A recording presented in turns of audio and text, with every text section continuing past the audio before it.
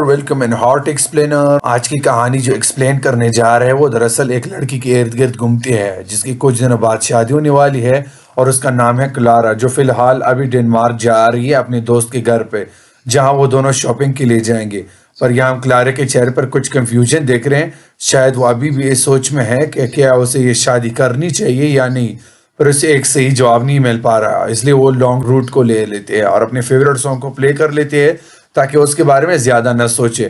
اب اس نے جو فیصلہ کر لیا اسے وہ واپس نہیں لے سکتی، لیکن اسے یہ نہیں پتا کہ وہ شادی تک پہنچے گی کہ نہیں۔ اس کے ساتھ کچھ ایسا ہونے والا ہے جو اس کی پوری زندگی کا طور طریقوں کو چینج کر دے گا۔ اس لیے چلتے ہیں کہانی کے اصلی پہلو پر، جہاں سے ہم ویو کو دیکھتے ہوئے آگے بڑھتے ہیں۔ اب بیچ میں اس کا ٹائر پنچر ہو جاتا ہے اور یہیں سے شروع ہوتا ہے اس کہانی کا اصلی ٹویسٹ۔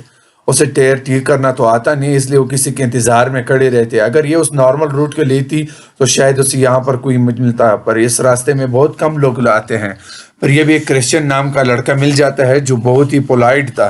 وہ اسے بنائے کچھ کہے اس کا ہیلپ کرنے لگتا ہے اور اسے بتاتا ہے کہ تمہارے کار کا ایئر کنڈیشن بھی خراب ہے، اس لیے وہ اسے بھی ٹھیک کرنے میں لگ جاتا ہے اور لیکلی وہ اسے بھی ٹھیک کر دیتا ہے۔ اب یہاں پر جیسے ہر کوئی کر لیتا ہے، کلارا بھی اسے تھینک یو کہہ کر آگے بڑھ جاتی ہے، لیکن یہاں اس کے دماغ میں کیا آتا ہے، وہ کار کی یو ٹرن لیتی ہے اور اسے لفٹ دے دیتی ہے اور کہتی ہے کہ تمہیں اگر کہیں جانا ہے تو میں تمہیں چھوڑ سکتی ہوں۔ اب یہاں سوچنے والی بات یہ تھی کہ وہ لڑکا آیا کہاں سے؟ اگر اس کے پاس کار نہیں تھی تو وہ اتنے لمبے روٹ پہ چل کر گھر کیسے جا رہا تھا؟ یہ سب سوالوں کے جواب آپ کو کہانی کے آخر میں ملیں گے۔ اب اس کے بعد کرسچن اسے اپنے بارے میں بتانے لگتا ہے، جیسے کہ اس کے ابھی کچھ دن پہلے شادی ہوئی ہے، اب وہ ڈنمارک شفٹ ہو رہا ہے، اس لیے وہ اس طرف جا رہا تھا۔ یا وہ بہت ہی اچھی سے باتیں کر لیتا ہے جس وجہ سے کلارا بھی اس کے ساتھ کمفرٹیبل ہو جاتی ہے اور بہت سی باتیں اس سے شیئر کرتی ہیں۔ لیکن جیسے جیسے دھیرے آگے بڑھتے ہیں، کرسچن کا دھیرے دھیرے بیہیویئر بدلنے لگتا ہے، اس کا انداز بھی بدلنے لگتا ہے اور یہ چیز کلارا سمجھنے لگتی ہے۔ وہ اسے غلط طریقے سے چھونا شروع کر دیتا ہے اور یہ سمجھ جاتی ہے۔ اب اسے وہ صحیح موقع کا ویٹ کرنے لگتے ہیں تاکہ وہ اس کار سے باہر نکلنے کا موقع ڈھونڈنا شروع کر دیتی ہے۔ اب ایک ٹرن آتا ہے، تبھی اس کی نظر کرسچن کی سیٹ بیلٹ پہ پڑتی ہے جو اس نے نہیں لگایا تھا۔ وہ اسی ٹرن پر کار کو موڑتی ہے جس سے وہ جا کر کھائی میں گرتی ہے۔ اب یہاں پہ دونوں بری طرح سے زخمی ہو جاتے ہیں، لیکن ہم دیکھتے ہیں کہ کرسچن کار کے باہر گرا ہوا ملتا ہے، لیکن اس کی حالت ٹھیک تھی، اور کلارا جو کار کے اندر ہی تھی اس کا ایک پیر سیٹ کے اندر اٹک چکا تھا، اسے باہر نکل پانا بہت ہی مشکل ہو چکا تھا، اس لیے وہ مدد سے چلانا شروع کر دیتے ہیں۔ لیکن تبھی کرسچن اس کے پاس آتا ہے۔ اب آپ کو لگ رہا کہ وہ آئے گا، کلارا کو باہر نکالے گا، اس کے ساتھ کچھ غلط کام کرے گا، لیکن اصل میں ایسا ہوتا نہیں ہے۔ اس کے ارادے کچھ اور ہی تھے۔ اسے کلارا کو ایسے درد میں دیکھ کر بہت مزہ آ رہا تھا، اس لیے وہ اسی جگہ پہ مرنے کے لیے چھوڑ کے چلا جاتا ہے۔ اپنی کار کے بعد گردن نکال کے چلاتی رہتی، لیکن وہاں اس کی آواز سننے والا کوئی نہیں تھا۔ اس کے جانے کے بعد وہ بھی بس ہو جاتے ہیں کہ آخر کرے تو کیا کرے۔ وہاں اس کی سائڈ پہ ایک ندی کو بہتے دیکھتے ہیں، جس کا مطلب یہ ہے کہ وہاں سے ضرور کوئی گزرے گا، لیکن وہ کب گزرے گا اس کا ہمیں پتہ نہیں۔ کچھ سمے کے بعد رات ہو جاتی ہے، اور رات ایسی جگہ پہ گزارنا اتنا آسان نہیں ہے جتنا دکھایا جاتا ہے۔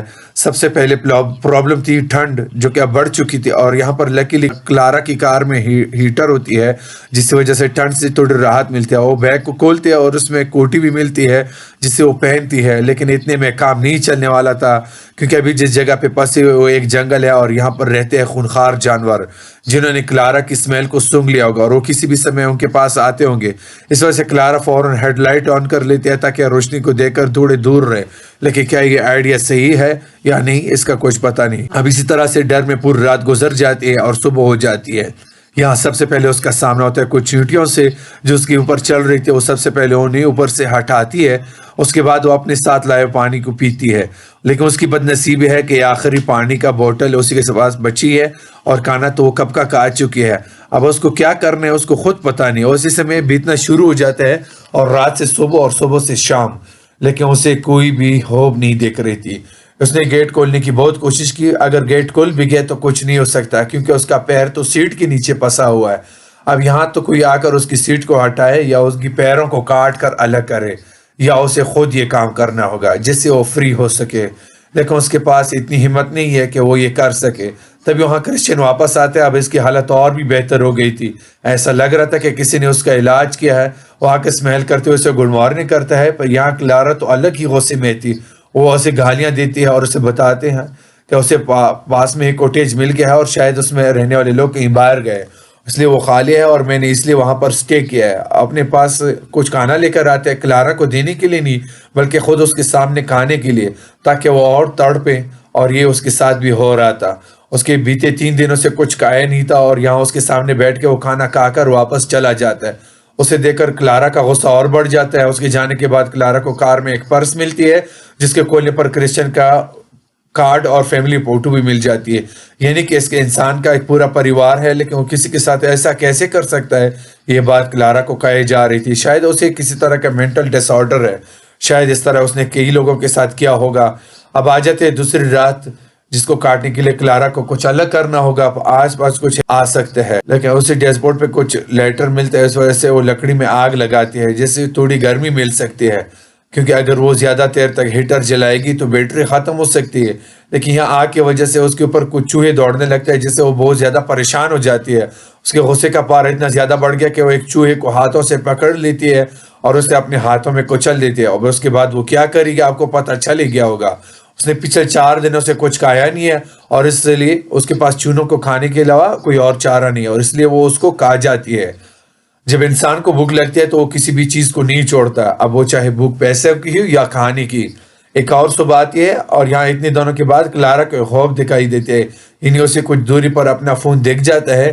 وہ ایک لکڑی کی مدد سے اپنے پاس لے کر آنے کی کوشش کرتی ہے، لیکن اگر اتنی جلدی سب کچھ ٹھیک ہوا تو کہانی میں مزہ کہاں؟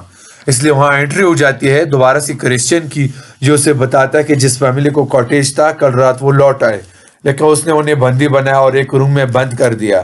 اب اس گھر میں پورا راج چلتا ہے۔ یہ سب سن کر کلارا حیران تھی، اور اس لیے اپنا فون چھپا کے رکھتے ہیں، لیکن نہ جانے کہ ایسے کرسچن کہ اس کو پتہ چل جاتا ہے اور اسے فون چھیننا شروع کرتا ہے، لیکن کلارا اسے نہیں دینے والی تھی۔ وہ لکڑیوں سے وار کرتے ہیں، لیکن کرسچن کے پاس اسکرو ڈرائیور ہوتا ہے جس سے کلارا کے منہ پہ حملہ کرتا ہے اور آخرکار اس فون کو لے جاتا ہے۔ اس کے سامنے وہ آخری امید کو بھی توڑ دیتا ہے، لیکن اس نے کیا اور امید دی تھی؟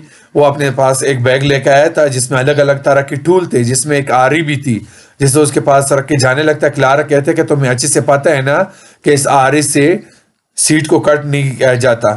وہ کہتا ہے کہ ہاں مجھے پتہ ہے، میں نے اس کو سیٹ کو کاٹنے کے لیے نہیں بلکہ تمہارے پیروں کو کاٹنے کے لیے دیا ہے تاکہ تم اس کے بعد فری ہو جاؤ۔ لگتا ہے یہ رانگ ٹرن والے 3 فنگر والے کا بہت فائن ہے۔ یہاں کلارا کے پاس کوئی اور چارہ نہیں ہوتا ہے اور وہ ایسا کچھ کرنے لگتی ہے، لیکن ایسا کرنا کچھ آسان نہیں ہے۔ اس وجہ سے وہ ہار جاتی ہے اور اریٹیٹ ہو کر اس آری کو پھینک دیتی ہے۔ کچھ سمے کے بعد اندھیرا ہو جاتا ہے اور یہاں پر کلارا کے لیے آج 9ویں رات ہے۔ اس سے پہلے اسے کیسے دن کاٹیں گے اسے پتہ، لیکن اس کے بعد اس کے پاس پانی ختم ہے، اور اس کے بعد جیسے سبھی لوگ مصیبت میں کر رہتے ہیں اور یا ان کے پاس جب پانی ختم ہوتی ہے جب وہ ایک قدم اٹھاتے ہیں، اسی طرح کلارا بھی اپنا پیاس بجھانے کے لیے یورین پیتی ہے، اور کچھ دیر بعد تیز بارش شروع تھی جو اس کے لیے اچھا سنکیت تھی۔ وہ پانی کو اکٹھا کر سکتی تھی، تبھی وہ ریڈیو آن کرتی جس میں بتایا جاتا تھا کہ آس پاس جتنی بھی روڈ تھے انہیں بند کیا ہے، تیز بارش کی وجہ سے روڈ بلاک ہو چکے ہیں۔ اس وجہ سے جو کار ڈرائیور کر رہے ہیں وہ یا تو گھر چلے جائے یا پھر لانگ روٹ کو فالو کرے۔ وہ اس امید میں ہوتا ہے کہ اور اوپر والا اس کی سن لیتا ہے۔ وہاں پر ایک کار رک جاتی ہے اور وہ ٹارچ لے کر نیچے کی طرف آ رہا ہوتا ہے، پر کلارا دیکھتے ہے کہ وہ دراصل کوئی اور نہیں بلکہ کرسچن ہی ہے۔ جب کرسچن پاس آ کر دیکھتے ہیں کہ وہ ہل ڈول نہیں رہی تھی، وہ کار کے اندر گھستا ہے، اسے چونی کی کوشش کرتا ہے، تبھی وہ جھاگ جاتی ہے، اس کے گلے کو پکڑ لیتے ہیں، اور اس نے پہلے سے اپنے پاس نکیلی لکڑی لکی ہوئی تھی جسے وہ اس کے گلے پر وار کرتے ہیں، اور کلارا نے اس کی کیز کو لے کر اسے ندی میں پھینک دیا تاکہ اس کی کڑے کار کو اوپر کوئی دیکھ لیں اور وہ نیچے آ جائے، اور کرسچن کے پاس کوئی آپشن نہیں بچتا، وہ بھاگتے اوپر پہنچ جاتا، لیکن تب تک وہاں پر ایک شیرف کی کار آ گئی۔ وہ آس پاس دیکھتا ہے کہ وہاں پر کرسچن پہنچ جاتا ہے۔ کرسچن کہتا ہے کہ میری کار خراب ہو گئی، اگر وہ مجھے لفٹ دے دے۔ اگر پولیس والا تھوڑی دیر وہاں روک لیتا تو شاید کلارا کو ڈھونڈ پاتا۔ وہ نیچے چلاتی رہ جاتی ہے، لیکن یہاں اوپر والا اس پر مہربان ہو جاتا ہے۔ اب یہاں بارش تیز ہونے لگتی ہے جس کی وجہ سے اس کی کار پسی ہوئی تھی وہاں پر پانی بھر جاتا ہے، اور کیچڑ کی وجہ سے اس کی کار گھسیٹتے ہوئے پاس والی ندی میں گر جاتی ہے اور بہنا شروع ہو جاتی ہے۔ ایسی جھٹکوں کی وجہ سے کلارا کا کار باہر نکلتا ہے اور وہ دوسری سائڈ والا گیٹ کھول کر باہر نکلنے کی کوشش کرتی ہے۔ اس میں اسے کامیابی بھی ملتی ہے اور وہ پہلے لکڑی کی مدد سے اوپر جاتی ہے اور یہاں سے چل کر ایک گھر کے پاس جاتی ہے جہاں پر اندر کسی کی چیخنے چلانے کی آواز آ رہی تھی۔ اصل میں یہ وہی گھر تھا جس کے لوگوں کو کرسچن نے بندی بنایا تھا. وہ اس سمے اندر ہی ہے. اس وجہ سے کلارا دھیرے دھیرے کر کے اوپر آتی ہے اور تبھی وہ اندر دیکھتے ہے کہ اس کرسچن نے اس پولیس والے کو بھی بندی بنا لیا ہے اور اس کی آنکھیں نکال رہا ہے. یہ دیکھ کر وہ پوری طرح سے سہم جاتی ہے اور وہاں سے جانے لگتے ہیں. لیکن تبھی اس کی نظر اس گھر کی اونر کی بیٹی پر پڑتی ہے جس کو کرسچن نے بیڈ پر باندھ کے رکھا تھا اور اسے بچانے کے لیے چپ چاپ اندر جاتی ہے اور اسے کھولنا شروع کر دیتے. لیکن پیچھے سے کرسچن آ جاتا ہے جس نے پولیس یونیفارم پہن رکھی تھی. یہاں دونوں میں بھینکر لڑائی ہوتی ہے اور یہاں آتے سمے کلارا نے پولیس والے کی بندوق اٹھا لی تھی. اب وہ اس پر تان لیتے ہیں لیکن وہ ہار ماننے والوں میں سے نہیں تھا اور وہ چھڑ جاتا ہے. لیکن اتنے میں کلارا گولیاں چلانا شروع کر دیتی ہے.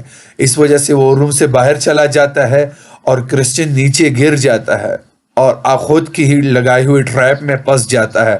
جس کے بعد یہاں کلارا جولی کو چھڑا لیتی ہیں اور اس کے بعد باہر آتی ہے اور یہاں پر وہ سیم وہی کرتی ہے. اس نے اس کو ایک چاقو دیا تھا اور کہا کہ ایسے اپنے پیر کو کاٹو یا اس ٹریپ کو توڑو, مرضی تمہاری ہے. ایسے مرنے کے لیے دونوں اس کو چھوڑ کے چلے جاتے ہیں اور اس طرح سے کہانی کا انت ہو جاتا ہے. لیکن آپ کو کیا لگتا ہے کہ کیا سچ میں کرسچن نے خود کو بچایا ہوگا یا اپنی پاؤں کو کاٹ دیا ہوگا یا مر گیا ہوگا؟ وہ اتنی آسانی سے تو مرنے والا نہیں ہے. اس کے آگے کی کہانی ہمیں نیکسٹ پارٹ میں دیکھنے کو ملے گی. تو نیکسٹ پارٹ دیکھنے کے لیے کمنٹس اور ہمارے چینل کو سبسکرائب ضرور کرنا. ملتے ہیں اگلی ویڈیو میں. Thank you.